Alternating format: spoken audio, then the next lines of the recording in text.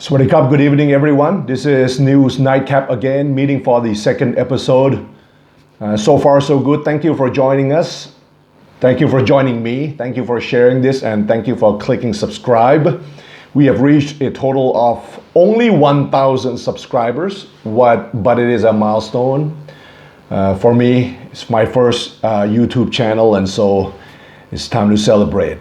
But to be honest, I don't want to celebrate because there's a lot of bad things happening. Number one, there's still ongoing, I wouldn't call it demonstrations, but ongoing flash mobs at various numbers of universities across the country,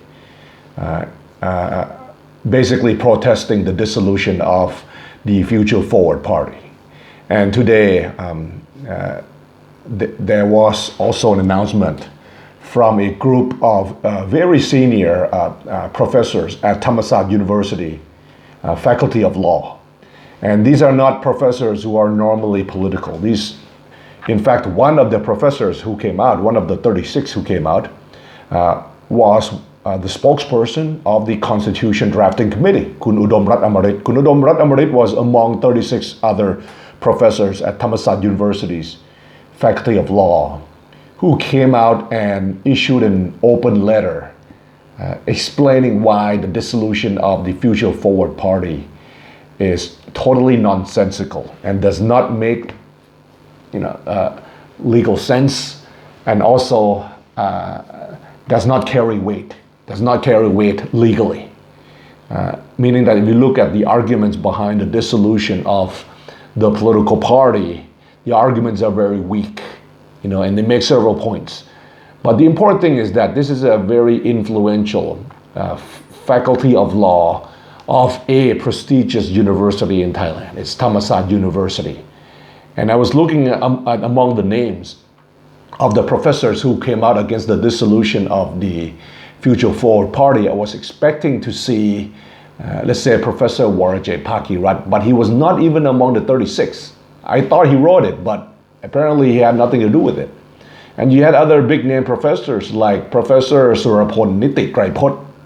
So these are not necessarily professors who are political or in favor of the Thanathorn/Thaksin side of the political equation. It is surprising that you see some of these names, a total of 36 very big names, law professors. And the way that they wrote the 5-page memo is that they basically argue that the Constitutional Court messed it up. They basically argue that Constitutional Court messed it up and made the wrong line of reasoning before coming to a wrong conclusion that the Future Forward Party should be dissolved. So this is quite a big deal. I mean, the fact that you have students who are unhappy about the verdict, organizing activities, from Kaset Sat University to Mahidol University to Chiang Mai University. Perhaps they're trying to do something like that over there as well. And also to Thammasat University over the weekend is one thing. But when you have a group of very senior law professors adamantly arguing against the dissolution of the Future Forward Party and basically issuing kind of like a 5-page letter rebooking the verdict and detailing out why the verdict was written with a misunderstanding, a misinterpretation of the law, the organic laws pertaining to political parties, and also a misunderstanding of the Constitution. It's a very strong rebuke. I mean, normally you don't have professors coming out to argue against a constitutional court verdict unless it's truly,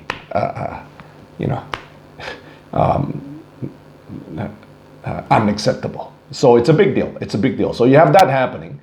And if you're going to do a summary of what's happening today politically, you can't just talk about the Future of a Forward Party. There are other things going on as well. Today is the first day of the censure motion that was launched, and they call it the Apiprai Mai Wai Wang Chai, the censure debates.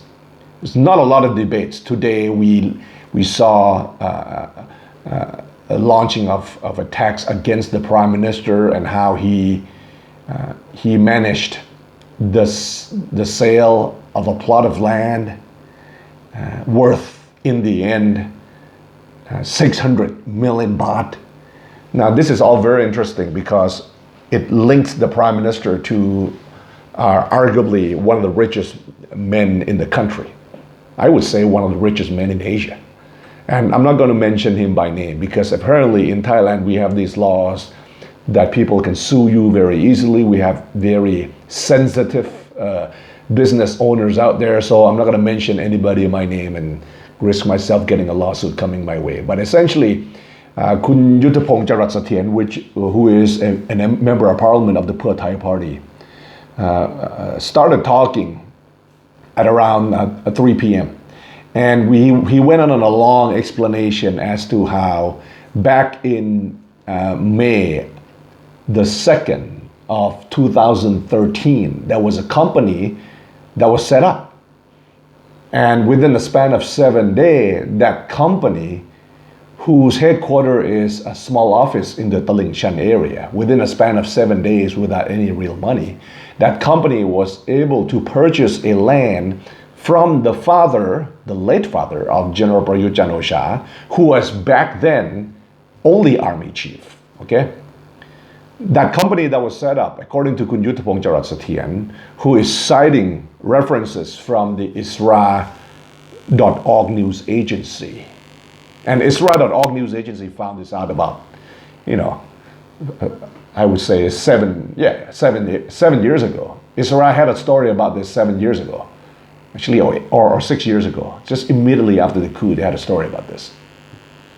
And it was reported in the media. It's just that you could not launch a censure motion back then. After the coup, nobody could do that. So you had Israel News Agency reporting on this land sale from General Prayut's dad to a very rich business man in Thailand. Now, what is interesting in the detail given out by Kun Yuttapong Charatsathien today is that according to an Isra story, which is quite credible in this case, because they did a lot of digging. According to Isra, General Prayut's father once admitted that he did not have anything to do with negotiations and dealing directly with the rich businessman.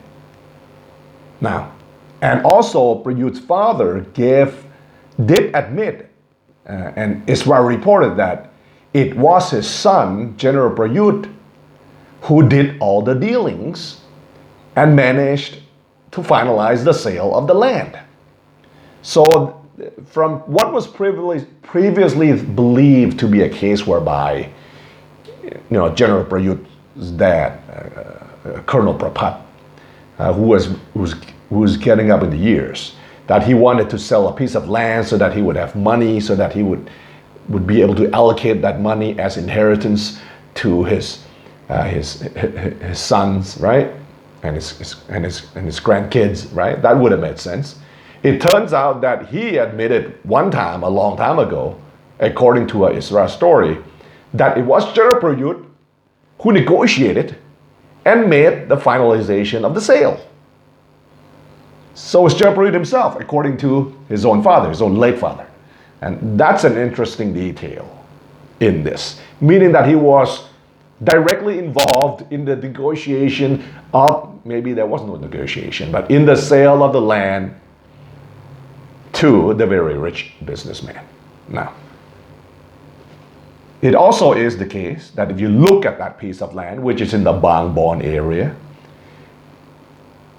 it is estimated to be absolutely worthless, according to Kun Yuttapong Charatsathien.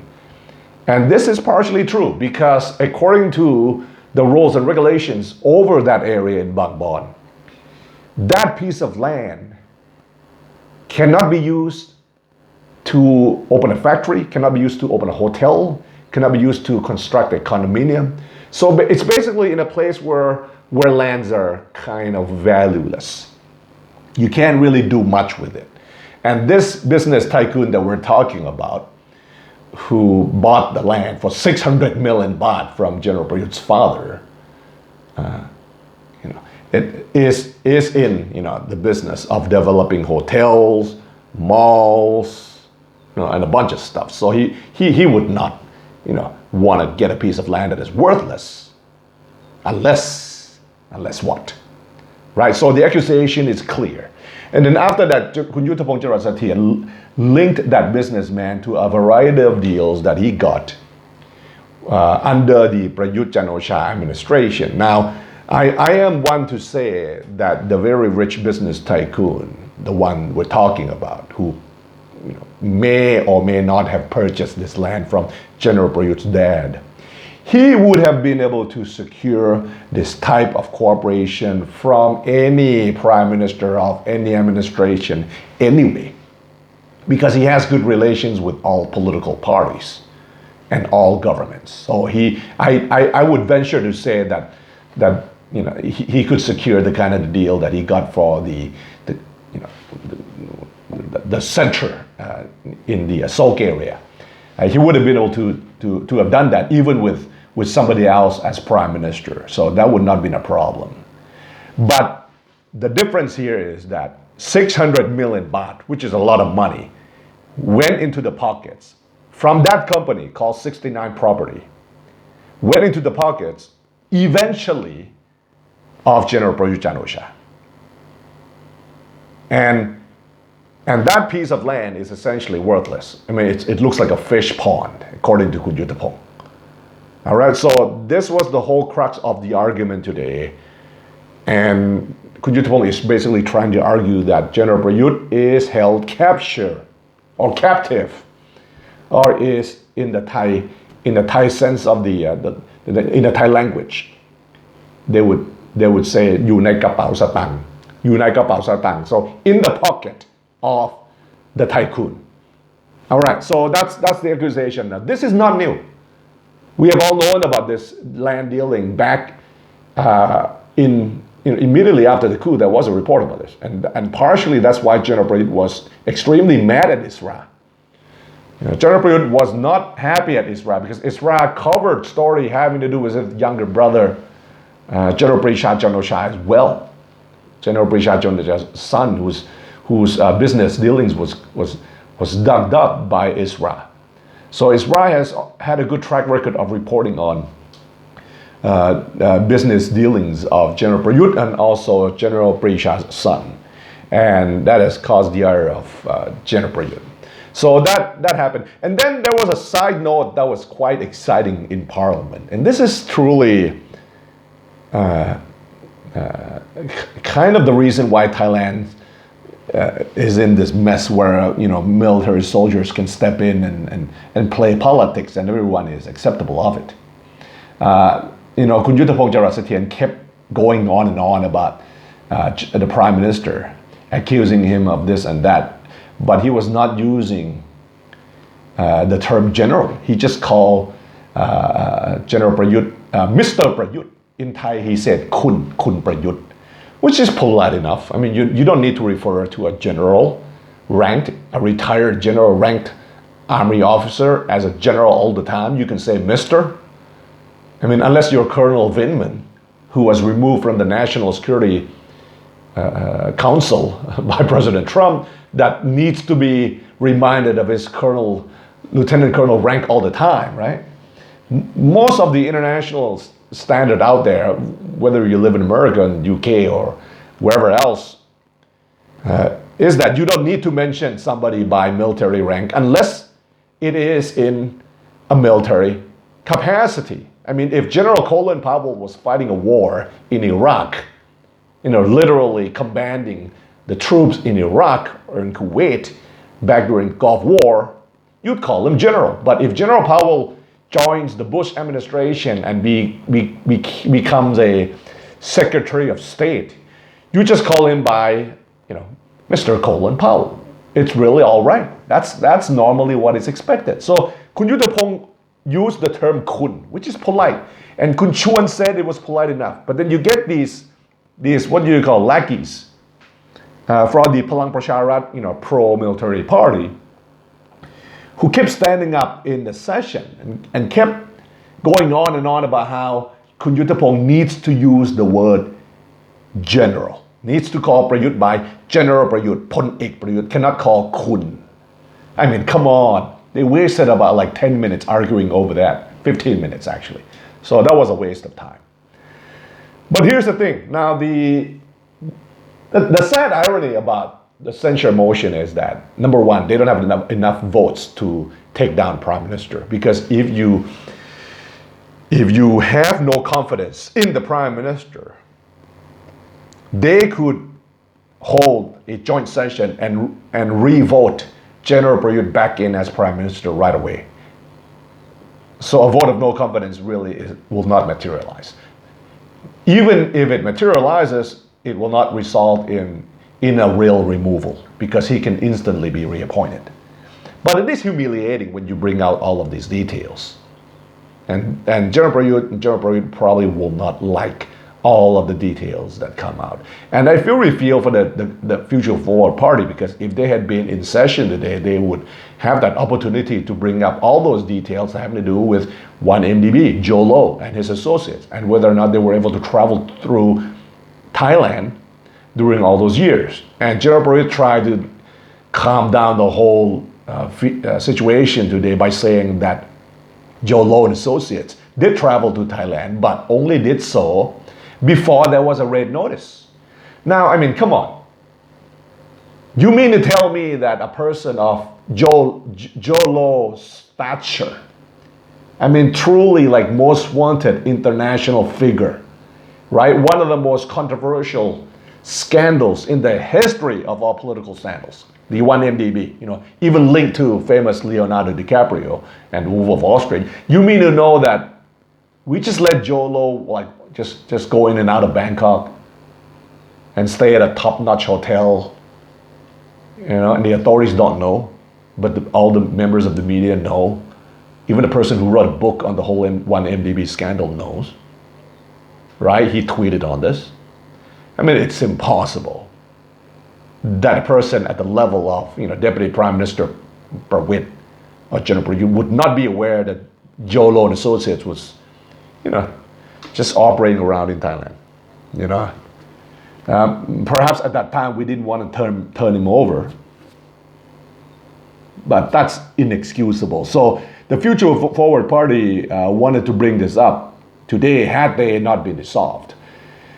And when you look at the dissolution of the party, it's pretty ridiculous. How is it ridiculous? I mean, if you imagine like a football match, and let's say if before the football match, somebody, the referee comes out and issue a red card. In fact, issues several red cards. Issues several red cards to, one team's, like, 3 or 4 of the 11 of one team's players. And then essentially the football match, you have like 11 on 7. That's what you have in the censure debate. I mean, all the key figures of the Future Forward Party are out. And then, these guys have to find a new party, which is a waste of time. And they will find a new party. And all the hard work that Dr. Priyabut and Kun Thanathorn put in formation of that party is it all going to go to waste? And I did an analysis today of why you cannot dissolve political parties. The act of dissolving a political party tantamounts to, a judicial coup d'etat, of a minor sort. It's unfair. It's unfair to the people who voted for that party, and it is unfair to the people who formed that party, who at the most had some financial irregularities in their dealings with their own parties, but it's not a crime. Come on. Right? Come on. Right? So, I mean, I think as a citizen of this country who would want the advancement of democracy here, I appreciate the statements issued by Canada, by the United States, even by Human Rights Watch. I don't agree with all statements issued by Human Rights Watch, but this round, they made the right call. in condemning the dissolution of the Future Forward Party. And also from the EU, talking about how pluralistic democracy is being ruined. And it is true. I mean, everything is centered around the junta. It's becoming junta land, as stated in an opinion piece in the German media. All right, so that's what happened today. It's the 20 minutes news nightcap. Have a great night. Swadee krap.